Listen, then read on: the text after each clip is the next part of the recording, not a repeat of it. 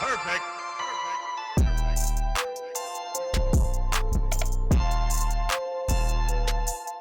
What's swinging gang? What's swinging gang? So we gonna jump straight into it and look what came in. Let me flip this camera around. Perfect. We got that Evolution Raceworks going on. Yeah, ER. And I also got something else right here, but this for another video, so we're gonna say that for another video. So let's go out here and see what this Evolution Raceworks be about.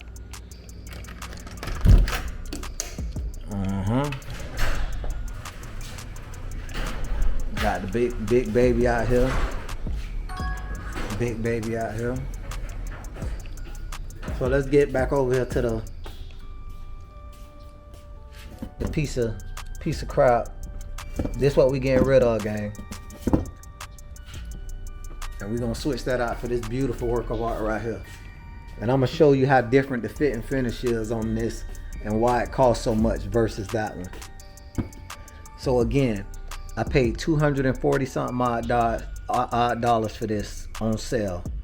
This one was about, I think, maybe under $100. I mean, the finish right off bat. This is just flat black paint. This is anodized black. I mean, right off bat, it's a better coating. And you can see here as well where that the vacuum hose connects to. Look at that fitting. Now look at the fitting on this one. That's a factory style fitting. Another thing, if you look inside here, I don't know if you can see in there good, but nah, you probably can't see in there because it's black. I'm gonna tell you what it doesn't have, because you can see inside this one because it's not black. If you look down, and you can see it right there. You see that well? This is 2 pieces. That's 1 piece, and it's mandrel bent. This is 2 pieces, so that obstruction there is gonna impede airflow, which is not good at all. The next thing, look at the wells on here, guys. They dropping dimes over at ER. Easy. They dropping dimes on folks like rats in the street. They dropping dimes. And look at the wells on this. Look like somebody's 4-year-old son did it. I mean, look at the well comparison. And this is the main reason why I switched to the ER pipe. Where the C-clamp goes. You see how long and wide those holes is on the head there? I meant those slits are. Now look at the slits on this one.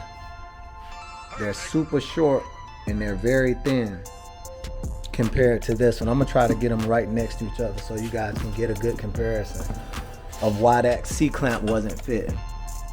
Now as you can see, this one stops here. The ER one stops way up here. And you can see this is about a good 4-inch gap between them, and the ER has about half that, about a 2-inch gap. So I'm sure I won't have any fitment issues with this.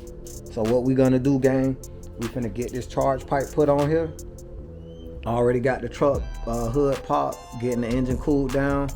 We're gonna pop this on, and then we're gonna take this baby to the track and see if we can pick up a better time. And I also got something else in the kitchen in that Vibrant box, also for this truck, to see if we can pick up a quicker time.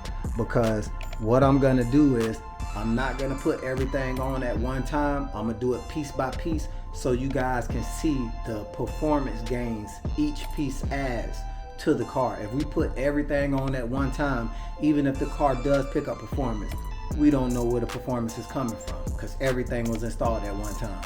So we're gonna start with this charge pipe, because last time we were at the track, we ran with a factory charge pipe with a stage 2 tune.